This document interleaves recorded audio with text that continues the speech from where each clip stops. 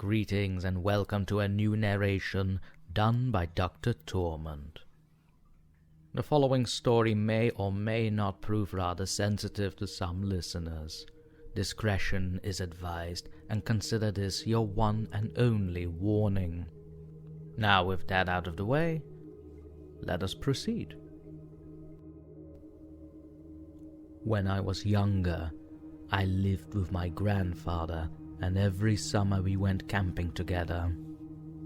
Every night we would stay at the fire for at least 2 hours before heading into our tent to sleep. This gave him a chance to tell me all sorts of scary stories.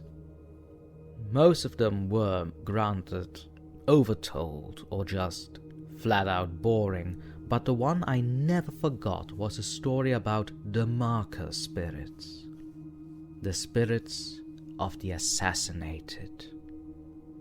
You see, according to my grandfather, if you die in a normal way, that being natural or deserved, you're able to cross over into the afterlife.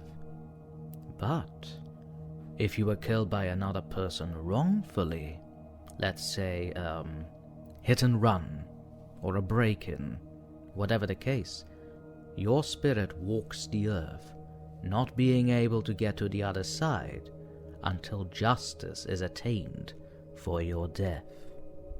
As well you can imagine, in this modern world, more often than not, the killers of these spirits don't get what they deserve.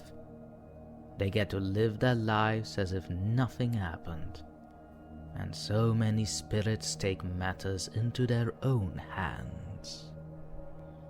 It is these particular ones that are known as marker spirits, because a common practice among them is to leave scratched messages for their killers, just to harass them into their admitting the crime or killing themselves.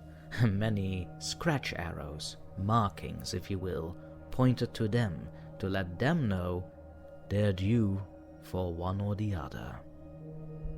The marked spirits also have special abilities given to them by an unknown entity to help them out.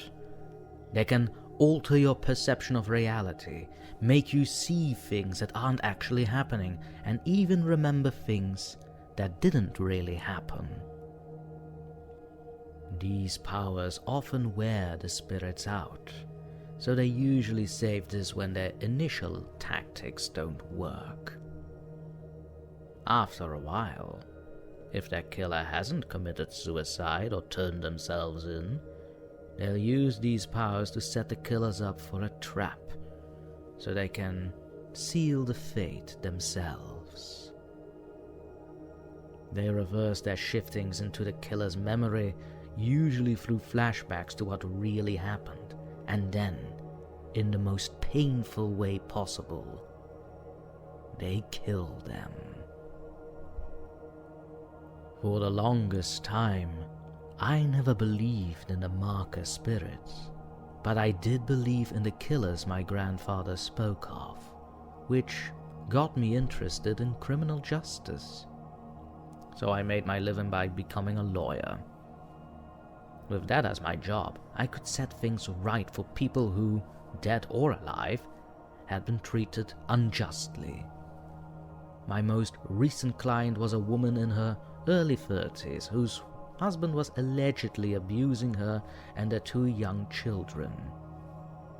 When the husband started making threats to stab them all to death, she contacted the authorities and pressed charges on him.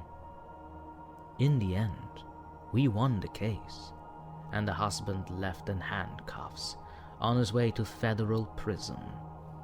I was the one to drive them back to their home afterwards, and the whole way, the woman, who was in tears of relief, thanked me incessantly, saying that I saved their lives. After a 15-minute drive, we were there, but when I pulled into the driveway, what I saw was horrific. The entire property was streaked with yellow police tape, and there was blood splashed across every single window of the house. I was confused and even more terrified. I turned to the woman in the passenger seat, not knowing what to say to her, but I was shocked to see she wasn't there. She was gone. The kids were gone. I was the only one in the car. I was in utter disbelief, and all of a sudden, I started having a vision. I was in an alleyway.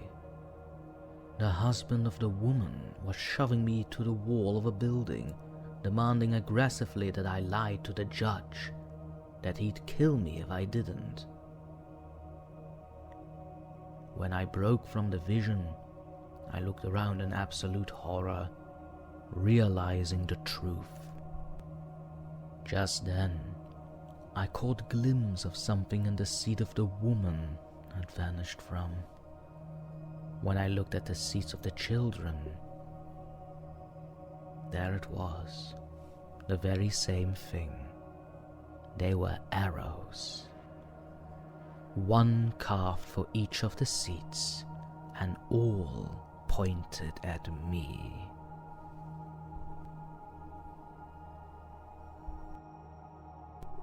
And with that, our session has concluded. With this, I would also like to take a moment to thank all of you sweet wicked people for joining me in this narration. Do you desire more? Then tickle the bell icon and like this video, and of course do leave a comment behind with your thoughts. Lastly, for those willing, consider joining us on our Patreon page and help support the channel yourself personally with all the added benefits therein. This was DrTorment bidding you adieu, and remember, don't fall asleep ever.